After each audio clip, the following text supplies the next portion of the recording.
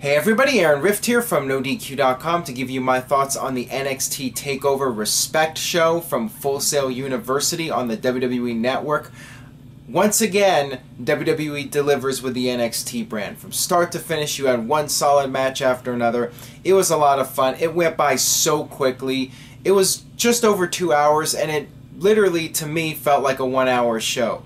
I thoroughly enjoyed it. I thought it was an excellent show, as it has usually been with the NXT brand. It almost always delivers. This show started off with the semi-final match of the Dusty Rhodes Classic. You had Wilder and Dawson against Samoa Joe and Finn Balor, the NXT champion. Really fun opener. Joe and Balor advanced into the finals. They did an injury angle with Finn Balor's knee, and there's the big tease that maybe that would play a role in the outcome of not just the semifinal match, but also later on the final match. And we'll get to the final match in just a few moments here. You had another tag team match, semifinal in the tournament. You had Baron Corbin and Rhino against Jason Jordan and Chad Gable. And this was a funny match because you had the fans chanting Gable to Kurt Angle's theme song. I thought that was hilarious. The crowd was red hot for this show from beginning to end, and I love the NXT crowd. They're so enthusiastic and passionate about the product. It was great. But anyways, Corbin and Rhino advanced. Corbin's end of days finisher looked amazing. I mean, he executed that so well, and you know, he's getting better with every performance. You had the first women's match of the night. Asuka's debut on the NXT brand against Dana Brooke. She showed a lot of personality, a lot of charisma, and I think she has what it takes to be a major star. I saw more potential with her than Hideo Itami at this point. I mean, I think she just has the character and the personality to go along with the in-ring skills. I think she's going to be a big deal in WWE, and she's different from your usual you know, supermodel diva, and being from Japan, it's something different in the world of WWE. So I think she has a lot of potential to go far. And I like the moment when Dana Brooke slapped her and the crowd started chanting, "You fucked up." I thought that was hilarious. And I apologize for my profanity in this family video, you could say.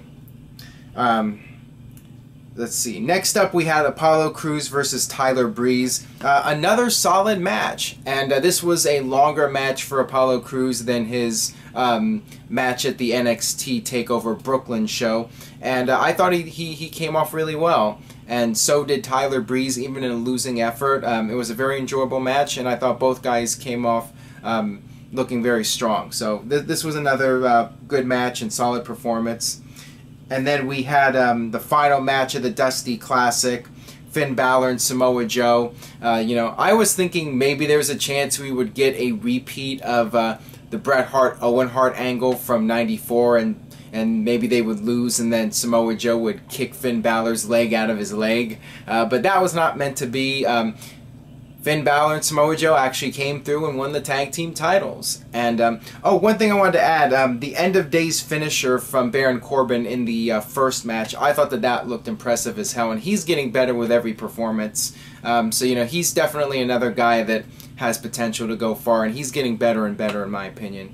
And, yeah, this tag match, you know, another good match on this show, and I love the post-match celebration that they did. Made it seem like it was a really big deal. It was a classy tribute to Dusty Rhodes. You had Cody in there, you had the whole Rhodes family, and you know, I thought it was awesome. It was a very nice ending to this Dusty Classic tournament.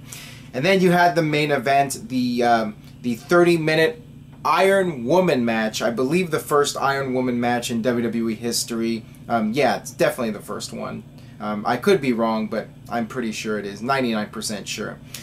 So yeah, this match really had everything. They made the most of the 30 minutes, and they kept it interesting. They changed things up. You know, they were doing submission wrestling. They were brawling on the outside. You know, at one point, Sasha threw Bayley into the LED board and got a count-out victory for that. So the heel getting the cheap victory. You know, very basic stuff, but effective. And the things that they did meant something. You know, normally throwing somebody into an LED board, they do it on Raw all the time, and it just doesn't mean anything. Here it meant something. and you had Bayley jumping off the steel steps onto Sasha Banks, and that was another cool moment. And once again, they do spots with steel steps all the time, but the way they did in this match, it meant something. Everything meant something, and that's one thing I really loved about this match.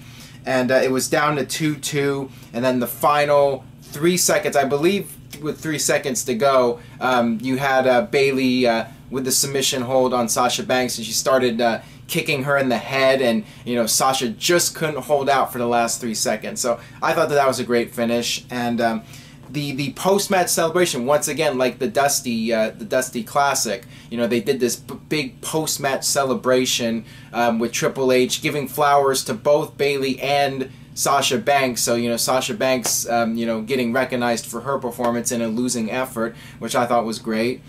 Just really classy stuff that they did on this show, and making everybody seem important. The title of the show was Respect. And they pulled it off really well, and I love the ending. You had Bayley in tears with the flowers. It meant something. The whole thing felt like it was important, and that's what I loved about the show. Everything meant something, and it was just a very solid 2 hours 15 minutes or whatever it was. Just very solid show from start to finish. Really enjoyed it. No real complaints. I mean, it's hard to criticize the NXT brand. It's just mind-boggling how this can be so much more entertaining for the most part than your main WWE product as of late. And it just goes to show how much of an overhaul Raw needs and SmackDown needs, because NXT's blowing them out of the water every time. And the big NXT events are more entertaining than the big WWE events at this point. So yeah, I love what they're doing with the NXT brand, and hopefully it will continue to motivate people in WWE to maybe do something with the Raw brand and the SmackDown brand, and change things up a bit, because it really, it's like night and day. When you watch Raw and then you watch NXT, it feels like two different companies. And it's just a shame that WWE, they had the brand extension, they had the invasion with WCW, and what we see right now is a perfect example of how you can have the same company running two different styles that are different from each other, but it's the same company.